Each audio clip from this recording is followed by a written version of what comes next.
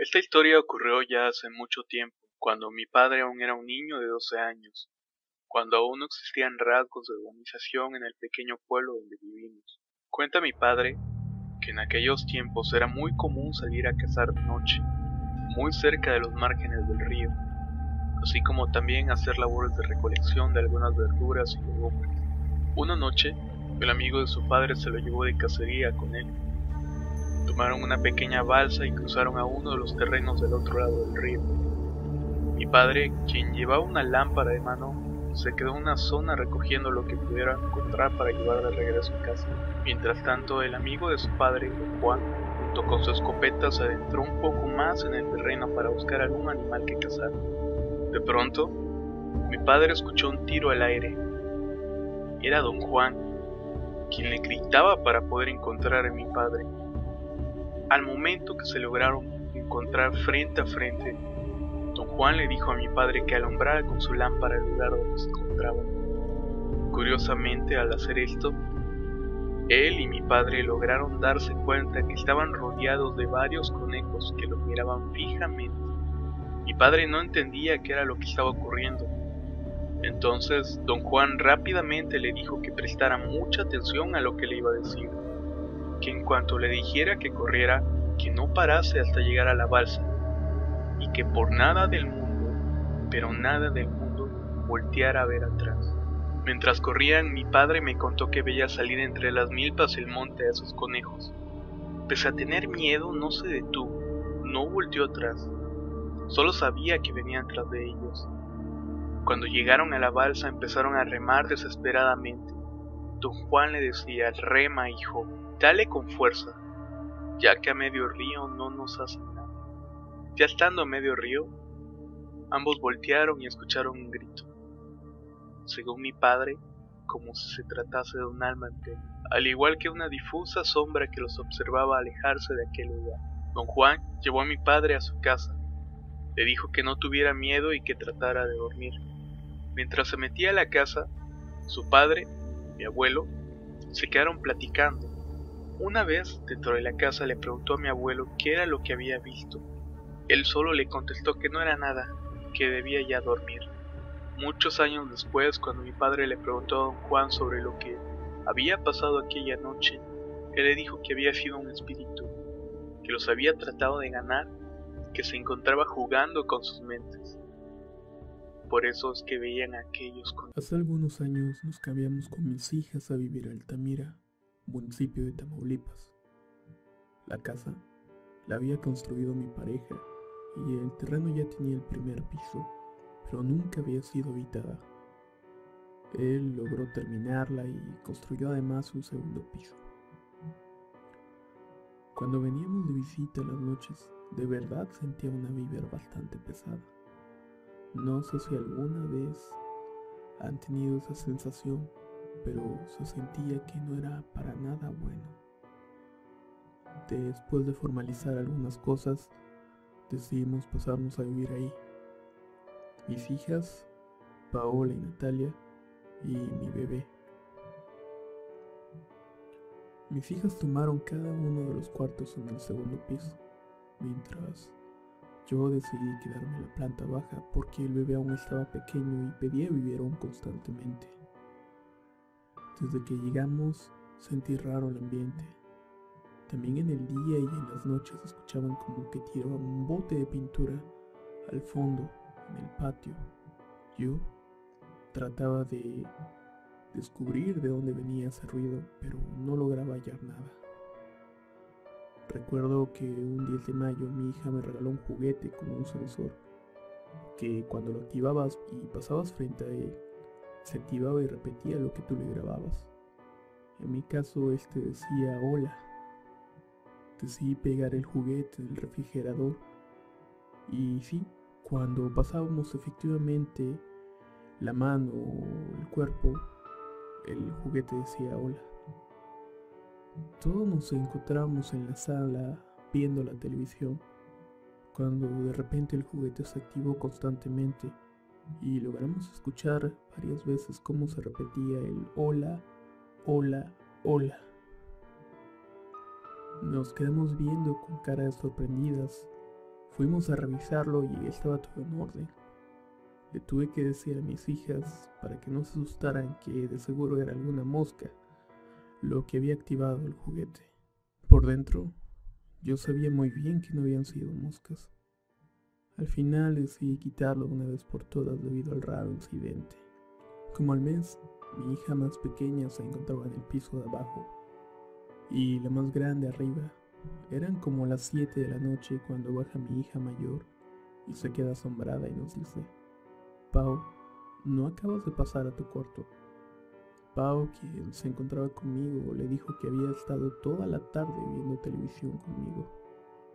Mi hija Natalia se asombra y nos dice: les juro que acabo de ver a alguien, así como Pau, salir del baño y pasar a su cuarto. Esa misma noche le dije que se bajaran a dormir en el piso de abajo y que ya no se durmieran arriba, pero me decían, al ser niñas y mencionar que no tenían miedo, continuaron durmiendo en el piso superior. Pasaron 2 meses sin hablar del tema, pero seguía sintiendo varias cosas que me ponían incómoda. Todas las noches solía despertarme entre las 3 y 3:35 de la madrugada, debido a que sentía una mirada observándome mientras dormía. De igual manera, seguía escuchando que se caían las cosas, y a la hora que me despertaba escuchaba que tiraban en el patio una cubeta o alguna escoba. Como todo el patio tiene piso de cerámica, se lograba escuchar pasos de taconazos, como si estos fueran apresurados. Entonces le volví a preguntar a mis hijas si seguían viendo la cosa que habían visto la vez pasada, y me contesta Natalia: sí, casi todos los días. Me sorprendió un poco la respuesta, por lo que me terminó de responder: todos los días pasa del baño al fondo con una bata blanca y el cabello largo como si estuviera mojado. A veces solo creo que es Paola que se acaba de bañar, pero Paola le responde que bien sabe que ella no tiene ninguna bata blanca. Ahí fue cuando a mi hija Paola ya le dio miedo y Natalia seguía sin querer dormir abajo, pero al final las obligué, y como no querían dormir en la recámara conmigo, decidieron quedarse en la sala. Yo me trataba de dormir lo más tarde posible para no volver a despertarme a las 3 de la mañana, aunque sinceramente nunca funcionó. Luego empecé a escuchar sollozos, llantos, pero muy despacios. Pensaba que una de mis hijas lloraba por algún motivo hasta que decidí hablar con ella. Le pregunté si se sentía bien y sí, me respondió ella. Le dije: yo sé que no, porque te escucho llorar todas las noches. De hecho, anoche como a las 10 te escuché. ¿Qué tienes?, me dice Natalia. Mamá, yo me dormí a las 9 y no le preguntes a mi hermana. Te aviso porque ella se durmió mucho antes que yo.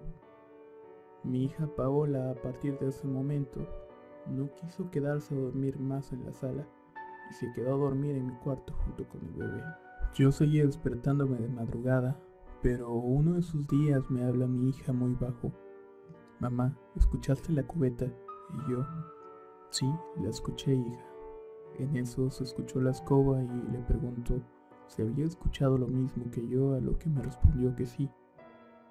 Después llegaron los pasos. Aclaro que nunca se escuchó que trataran de abrir las puertas, o sea que no era un ladrón. Y así seguimos casi por un año de total tortura. Solo descansábamos cuando nos íbamos a la casa de mi hermana. Una tarde, ya casi de noche, que nos preparamos para irnos a quedar con mi hermana, le dije a mis hijas que fueran por ropa arriba, mientras yo terminaba de empacar la ropa del bebé. En eso, Paola, llorando y temblando de miedo, diciéndome: ma, ahora sí creo que hay algo ahí arriba, me dice. Salí de mi cuarto y estaba en el cuarto de Natalia esperándola. De frente tenía la ventana polarizada y atrás estaba la puerta. Yo solo estaba mirando el piso, porque algo me decía: no mires a la ventana. Y sentí miedo, y no sé qué fue que, en un movimiento sin querer, miré la ventana y ahí estaba asomada esa cosa. De la cosa esa Solo se le veía la cara y el cabello colgándole. No se le alcanzaba a distinguir los ojos ni la boca. Era como si tuviera unos hoyos negros y con el cabello largo y lacio, así como una piel de color grisácea. En ese mismo momento salimos disparadas a pasar el fin de semana a casa de mi hermana. Mi pareja, la cual viajaba constantemente, nunca me creyó lo que le contábamos. Curiosamente, cuando se encontraba en la casa, nunca sucedían estas cosas, salvo algunas cuantas pesadillas que solía tener. Nosotras no teníamos otra opción que regresar a la casa, por la cercanía de la escuela. Prácticamente vivíamos en el piso de abajo, encerradas en la recámara principal. Finalmente, poco más después del año, me separé de mi pareja y por fin salimos de esa casa, en la cual nunca estuve a gusto. Ya más relajada en casa de mi hermana, mis hijas empezaron a contar más cosas. Mi hija Natalia, cada que dormía sentía que alguien la estaba viendo. Abría los ojos de reojo y notaba que esa cosa se encontraba frente a ella. Lograba identificar que se trataba de lo mismo que miraba pasar en el piso de arriba, debido a la batita blanca y el pelo que llevaba, aunque por fortuna nunca logró verle el rostro. Paola me contaría que cuando se encontraba durmiendo en la sala, varias veces se despertaba y una voz de niña le hablaba y le decía hola. Por obvias razones mi hija ni abría los ojos ni contestaba esa voz, que algunas veces escuchaba más cerca de ella. Afortunadamente esa cosa no nos siguió a la casa de mi hermana, ni mucho menos al nuevo hogar donde me encuentro viviendo actualmente. Ya han pasado aproximadamente 4 o 5 años desde esos eventos, que sinceramente espero no le ocurran a nadie más, ya que fueron de las experiencias más aterradoras que he vivido. El abuelo Joaquín tenía una vieja camioneta Chevrolet, picada por la sal y la humedad, pero tenía un buen motor. En ella transportaban sus herramientas y la leña de todos los días. Recorrían un largo y agreste camino para ir y regresar, lleno de polvo y de hoyos que hacían que la camioneta brincara, así que procuraban irse lento. Ya entrada la noche, Joaquín subía el último atado de leña a la pick-up y comenzaron su camino. El cielo estaba estrellado y había una luna llena. Los faros de la camioneta apenas iluminaban el camino unos metros. Más allá era total oscuridad. En cierto punto del camino, el abuelo de Joaquín paró y se dio cuenta que el camino estaba bloqueado por una empalizada que había dejado un ejidatario para acercar su parcela. Solo había una forma de rodear, y era por un camino poco transitado, lleno de maleza y piedras, en donde hasta los caballos batallaban para seguir el rumbo.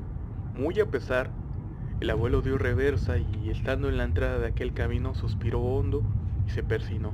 Joaquín, extrañado de lo nervioso que se veía su abuelo, pensó que nunca lo había visto así. Trató de no pensar en el asunto y acomodó su cabeza en el vidrio para tratar de dormir un poco en lo que llegaban a su destino. Su abuelo iba muy al pendiente del camino y un poco rápido. Al pasar una antigua noria, un sobresalto de la camioneta hizo que Joaquín se incorporara. El abuelo iba muy rápido por el camino, haciendo rugir el motor y levantándose del camino por los hoyos donde pasaban. ¿Qué pasa, abuelo?, preguntó Joaquín con desconcierto. Nada, mijo, agárrate.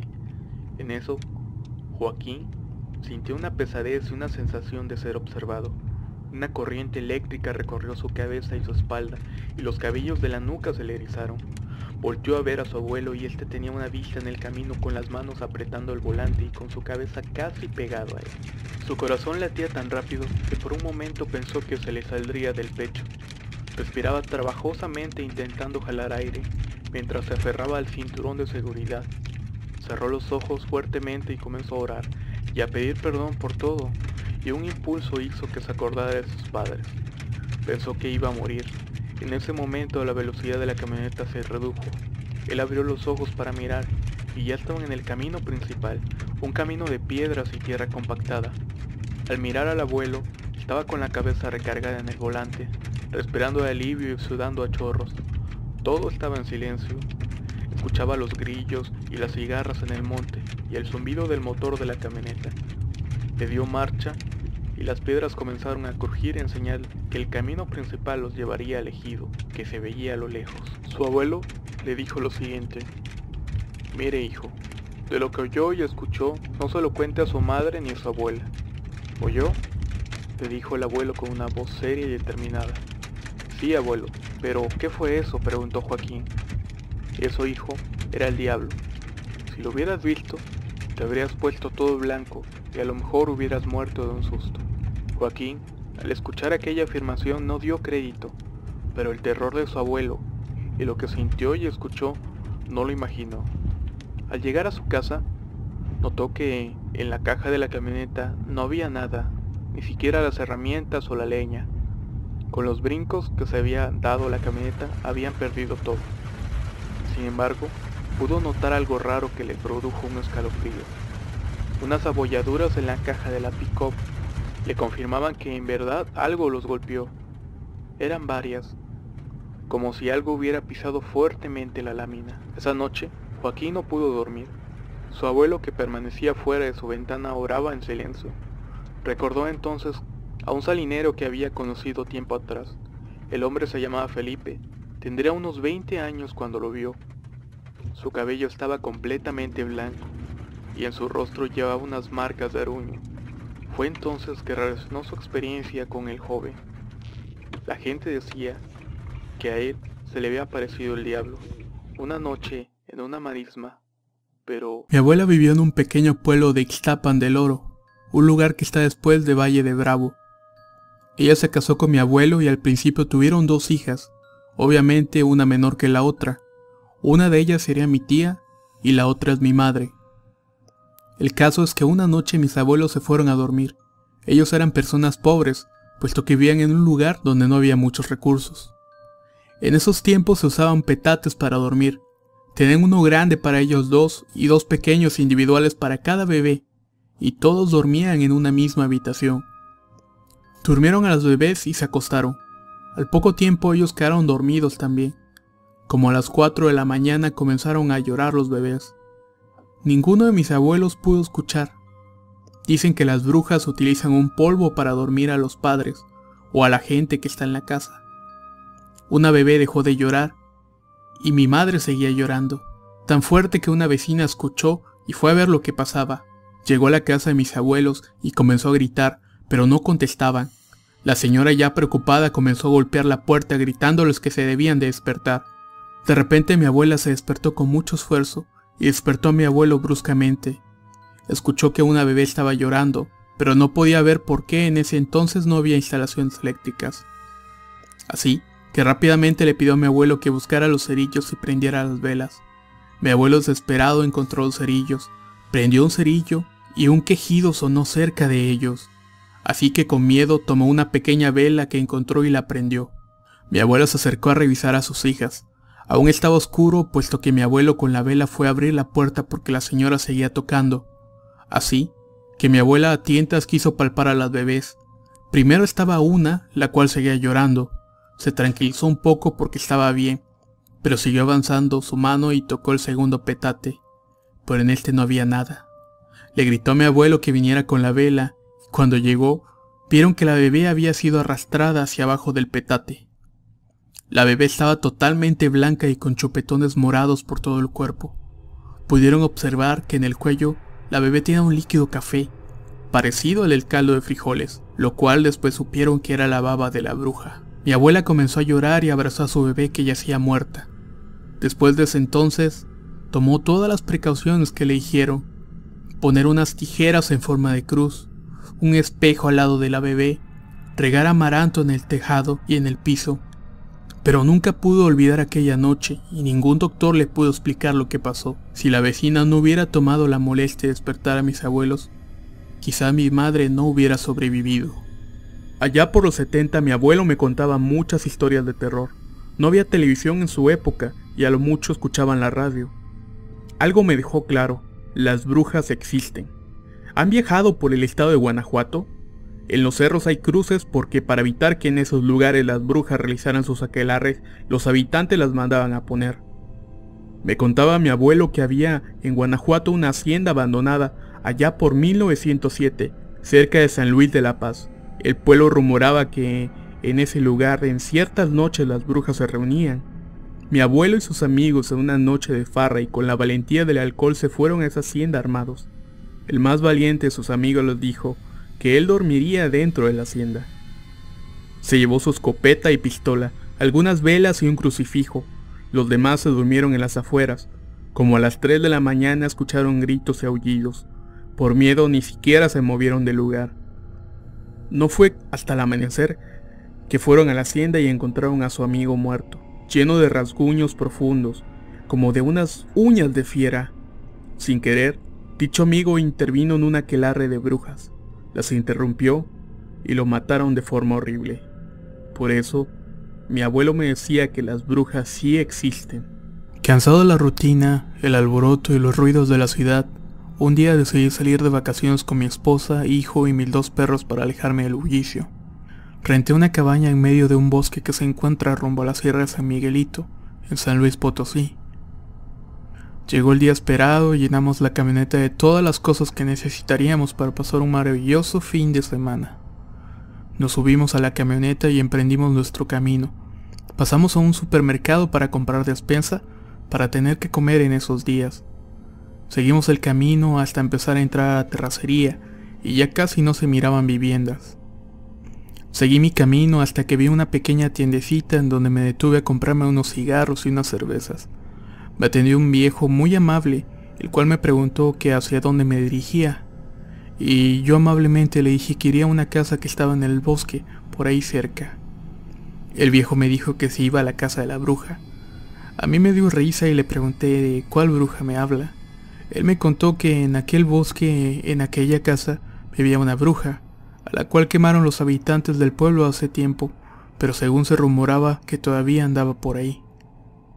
Me despedí de aquel señor y emprendí mi camino pensando entre mí que a poco todavía hay gente que cree en esas cosas.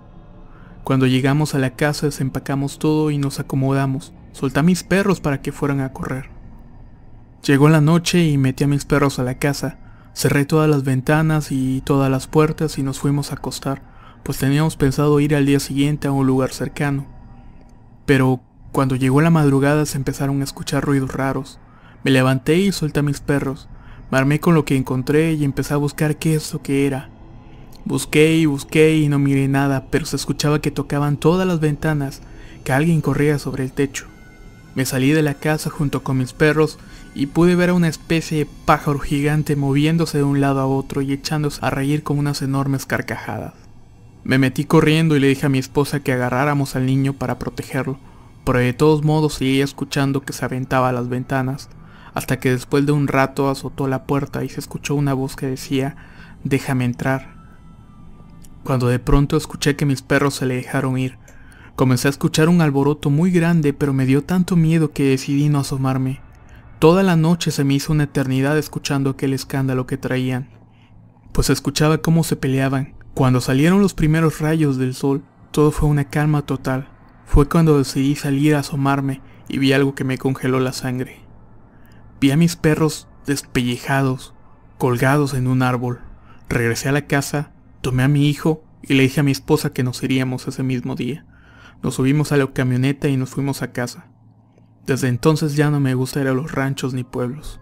Yo contaba con 15 años en ese entonces y mi hermano menor con 8. Acabábamos de llegar como a las 11 de la noche a nuestra casa, después de una celebración de un santo patrono. En la puerta nos esperaba nuestra madre, la cual nos regañó por haber llegado tan tarde. Le explicamos el motivo y de pronto nuestra hermana menor de 1 año y medio comenzó a llorar. Se escuchó un viento que empujaba la puerta que estaba en la cocina de la casa.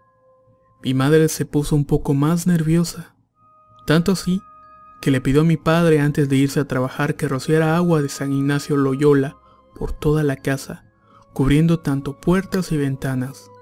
Recuerdo que se terminó toda la botella esa noche. Como a eso de las 12 de la noche nos acostamos para dormir. Mi hermano y yo caímos rendidos esa vez. Mi madre por su cuenta, ya acostada en la cama con la niña, nos dijo que escuchó un lamento muy lastimero. Lo más raro de esto es que se escuchaban 3 tipos diferentes: el de una mujer joven de mediana edad, el de una anciana y el de una niña. mismos que iban y venían como si se tratase de aullidos o chillidos de gato. Nuestra madre intentó despertarnos, pero sin éxito. El cuarto prácticamente era compartido, solo nos dividía una frágil puerta de madera. Sin embargo, nunca respondimos por nuestros nombres. Tras 2 horas así, mi madre nos contó que al final los ruidos terminaron. Mis tíos que vivían en la casa al lado también lograron escuchar dichos ruidos. Esa misma tarde, al salir a tirar la basura, me topé con 2 trabajadores de una fábrica de alimentos para animales, que da justamente con la parte trasera de nuestra casa. Como aún no había bardas, se les hacía mucho más fácil cortar camino por ahí. El hecho fue que me hicieron plática, preguntándome exactamente si habíamos escuchado los ruidos de la noche anterior. Ellos me dijeron que habían sido brujas, que la noche anterior habían visto cómo una bola de fuego chica se encontraba detenida en la esquina de atrás de nuestro cuarto, mientras que una mediana daba vueltas frenéticamente alrededor de la casa, al igual que una más grande que rodeaba nuestro hogar. Ellos lograron ver ese suceso debido a que cuando habían llegado a trabajar les habían apagado la luz eléctrica. Todo eso era visible desde lo lejos. Esos trabajadores terminaron renunciando poco después. Inclusive, la fábrica dejó de tener turnos nocturnos. No sé si por lo ocurrido o debido a algo más. Lo que relato a continuación no me lo contó nadie. Me sucedió a mí y a unos amigos. Siempre me había considerado escéptico a estas cosas, pero lo que me pasó hizo cambiar de opinión, y hasta ahora les puedo asegurar que las historias de bruja como las cuentan son reales. Esto sucedió en un poblado cerca de Huimilpan, Querétaro. Mis amigos y yo fuimos a ese lugar de campamento. El pueblo se encontraba media hora caminando. Es un pueblo muy pequeño y rodeado de bosque. Llegamos y nos instalamos.